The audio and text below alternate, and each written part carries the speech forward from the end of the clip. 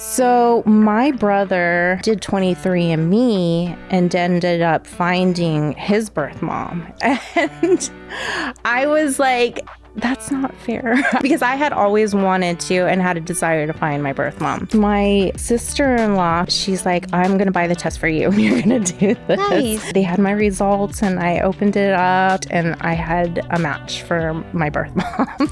And I was in tears. We were both kind of in shock. So we exchanged numbers and we called each other like right away. Oh, wow. So it was a very exciting yet sad kind of reunion. My brother had passed away about 2015. So my brother overdosed. I struggled with addiction too, but he succumbed to his addiction and passed away. My goals right now have just been to raise my kids, making it a very safe and happy place for them, which I'm so proud of both of them. Oh my gosh, it's been like 13, maybe 13 14 years. Yes. In San Diego, when I used to work as a nurse, you came in as a phlebotomist and we just connected. Yes. So we've been friends ever since. Even though I've moved to Orange County, we still keep in touch. I brought her here because she has a remarkable story. Like, we're going to touch on how she found her biological mom, and how she was adopted by the best family, and maybe talk about your brother, you know, how special he is to you. Tell everybody about yourself. So my name is Kate. Like she said, we met about 13, 14 years ago. You live and work?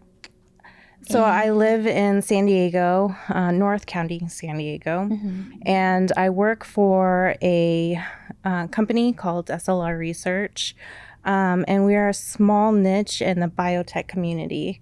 So it's like a laboratory, right? Yes, very small.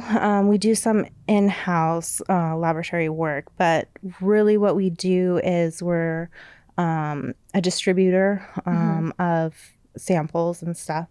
So the biotech companies come to us for any samples that they need, and we sell from anything from bulk material to like small little samples. And we do fresh collections, which then my experience as a phlebotomist comes in. You collect blood still? Okay. And a long time ago, how old were you when you got adopted, you and your brother? 18 months. Wow. For me. And then my brother was like just born. You were babies? Yes. Okay. And tell us about your adopted parents. So, how wonderful they are. Yes. So my adoptive parents, they had two biologicals, Matt and Josh, and they're about like 10 and 8 years older than I am. Well, they adopted another brother before me first. Wow. And then my dad wanted a little girl. And they were in the process of that when my birth mom had my youngest brother, my half brother. And she didn't want us to be separated because she has a story herself about adoption and all that. So she requested for both of you to be adopted by the same family? Yes. Wow. So they finally agreed to do that to keep us together. And but you don't recall, like, you don't remember her? No. Because you were so young. Yeah, I was so young. Yeah. And I think you told me that you had a really good childhood because they were really good parents. I mean, they sound like remarkable. Yes. I mean, me and my mom, we did have a complicated relationship. That's normal. Yes. Yeah. Biological or not, that's normal. So don't worry. Yeah. So, but they ended up moving, right? Because yes. So my dad was a pastor. I was born in Denver, Colorado. We stayed there and moved out to California when I was about 2 years old. So I know nothing except for California. Yeah. And the beach. So were they both pastors or? No. Okay. My mom was a stay-at-home mom. Okay. when we got older, she did some things. Like she had a teacher's degree, so she would Nice. substitute at our high school. Uh-huh. So that would be fun And having your mom on campus. I forget, where did they move to? So they moved to Africa. Okay. So Africa or South Africa? more like central, so Uganda, next to Uganda. Kenya and the Was it for the church or? No, not for the church. My dad decided to open up a like a seminary, a biblical college. So while I was growing up, we had a few Africans that came and lived with us to attend biblical college at in the United States. So they didn't really have anything there like that. And so my dad and one of the guys that lived with us decided, this is something that would be beneficial to, set up there. And so I think, how old was I? Is it like Christian or? Yes. Okay. Christian. And so I think my son was just about to be, my firstborn was about to be born when they broke the news that they were up and moving to Africa. Oh, okay. So, yeah, my mom didn't, I think when they were discussing it first had, reservations about it. Yeah. But then she That's a big move. Yeah, it was crazy. It was really crazy how they had to because they took stuff here. Yeah. And, but the transition to everything. So I had actually been there when I was maybe 12. I had done a missions trip out there too as well. So going back there. Would you say it was like a missionary kind of thing or? Yeah, it was a missions church. Okay. Or a missions trip. Yeah. So from when I went there from 12 to when I just went back out there the summer, a lot had changed. And so, which was beneficial to my mom. She had a little bit more pleasantries. Yeah. Because it was different. My daughter went with us, and the town kind of grew and yes, modernized. It grew. There was actually paved roads instead of dirt roads. Yes. Yeah. The electricity there was a lot better than what I remember because the electricity would go off like almost daily, and I think it was because they would sell it off to bring income. What else? Yeah, housing's different, everything. How about we tell everyone how you found your biological mom? Okay. This inspired me. I mean, I never have taken this test, and I think a lot of people have, and I still haven't done it because I haven't had time, but I'm going to do it. So yeah, let them know. So my brother, the one that was also adopted, not my biological, but another one, he did 23andMe and ended up finding his birth mom. And I was like, that's not fair. Because I had always wanted to and had a desire to find my birth mom. I had gone as far as trying to contact the adoption agency. And I got stonewalled, even though it was supposed to be kind of an open semi-open adoption. There's a little bit more complex story to that. I need to write a book. You should. And so I had inquired, got stonewalled. I even went on websites to try to find like corresponding websites with adoptees and stuff like that. No luck. So you bought the test. So yes, my sister-in-law, who's always been pro me trying to find her, she's like, I'm going to buy the test for you and you're going to do this. Nice. And so there was a lot of fear of just like, well, did she do it too? Is this just another closed door? And anyway, so the anticipation. How soon did you find out? It took about a month for them to process, So then finally it said they had my results, and I opened it up, and I looked and I had a match for my birth mom. And I was in tears, like just so. Was it like 100% for sure or possible birth? No, it was, yeah, it was 50, like, so our genes matched, you know, right spot on 50, because obviously it's my mom. The other 50 would have been my dad. Yeah, yeah. So yeah, it was a positive for her being my mom. Wait, so that's how you found your mom? Did your dad pop up or no? No. Okay, okay. No. So maybe he just didn't take the test. Yes. Okay. I did do, you can transfer your DNA data into something else. So I did transfer it into 23andMe, because I did, what's it called? Not 23andMe, the other big one. You're asking the wrong. Okay, so. And he didn't pop up on that either. So she had done it with the other one too. She So had what done happens next? Do they give you their contact number? How'd you find her? Or Okay, talk to so her? you can message on there, On the app? on the website or app or whatever you have, and contact Were you like, them. hey, mom? Just kidding. I jumped kind of like right into it, and I said, I think you're my birth mom. My name, what I know is my name was Rachel back then. My brother was Ryan, and You changed your name when you got adopted? yes, my parents changed their names. Okay, okay. And What was her response, though? she came back and she was like super surprised too. She's like, yeah. So, and then She said, yeah.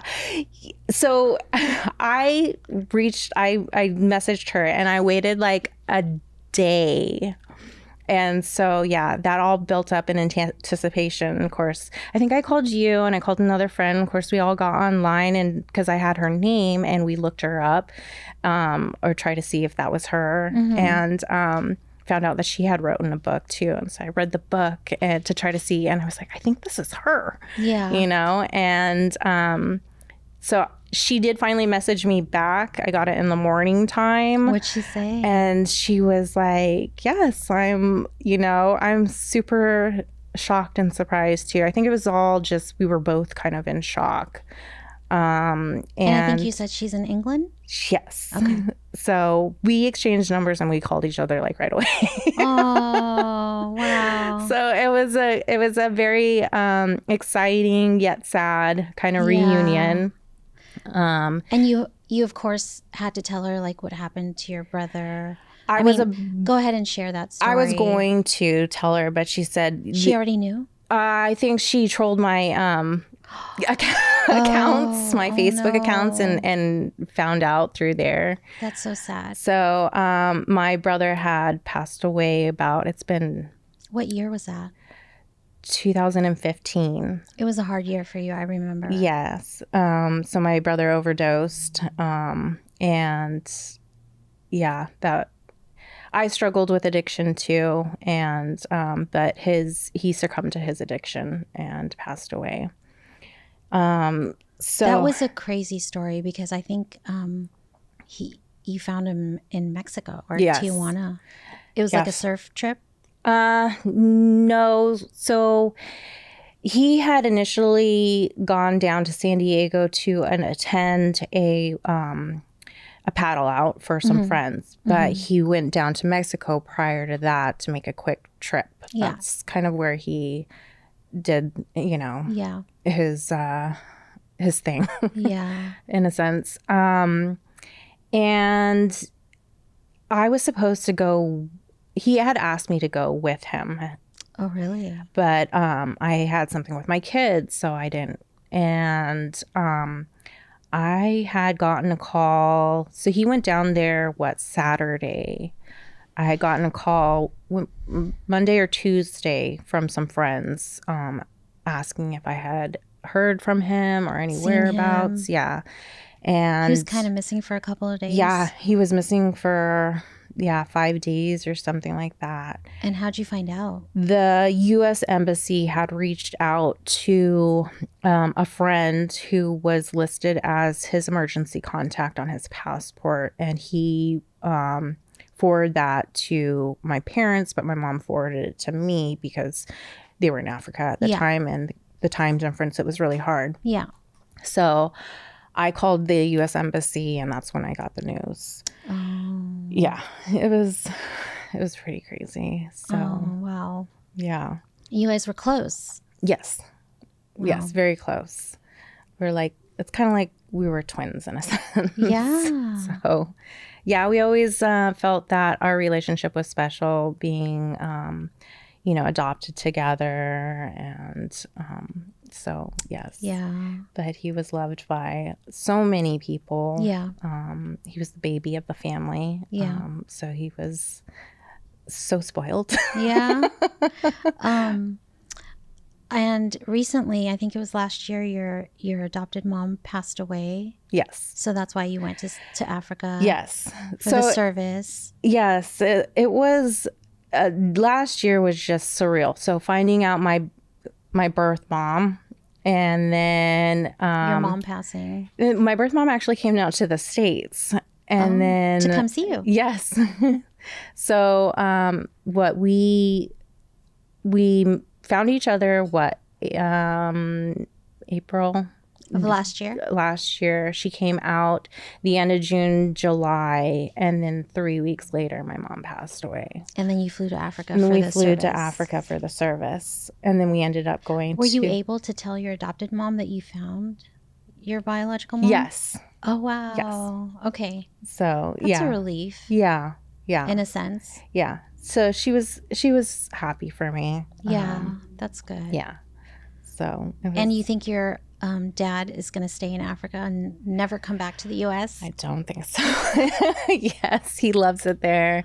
It's his. I think cost of living is way cheaper. Oh yes. I mean, people are. Yes and no. Really? Yes, you'd be actually surprised. I guess the real estate out there is. It's creeping up. Yeah, it is. Wow. So. Okay. Yeah, it's nice though. So it's nice now that you have a relationship with your mom. You guys, I think we were talking about it in the car. You guys keep in touch. We do. Yeah, like call each other. And Yes. she got to meet your kids, Yes. right? Mhm. That's so nice. And you have siblings? I do. New siblings? Yes, I have. I found out. So I grew up with 4 brothers. I was the only girl in the middle. Yeah. And then come to find out I have 4 more brothers. On her side. On her Wow. side, yes. So then I would be the oldest of all of those children. Oh, jeez. I have like middle and oldest child syndrome complex going on. Well, now I'm curious, what kind of book did she write? She wrote about her time in Saudi Arabia. Oh. Yeah. It's very interesting. Interesting. Yes. So you were born in what state? Colorado. Colorado. How did she end up from Colorado to Saudi to UK? So She's globetrotting. yes. So so she married somebody, a diplomat from Saudi Arabia, and she moved out there with him. And the book is about from that time, meeting him to going out there. And I kind of believe it was sort of like an arranged marriage per se. Was it like her documentary? Was it like a crazy marriage? The marriage itself, not so much. It's just what happened with I guess it was kind of I'm interested political. in the story plot. Yes. Yeah. Political? Yes. Okay. So her husband kind of was, I don't know, in a sense, kind of talking out against the royal family and how they were treating, certain groups or people, or I don't know exactly how, whatever. And it's about her, them coming after him, imprisoning him. Her husband at the time. Yeah. Wow. And then he got out of prison and basically had to run for his life. And then it was, she needed to go too, but the government ended up withholding one of her kids and then exiled her. So for a long time, she had her son that was just kind of withheld with family, but they wouldn't. Did she get her son back? When he got old enough to, I think, make his own decisions. Like so like 18. Yeah. Wow, that's rough. Yeah.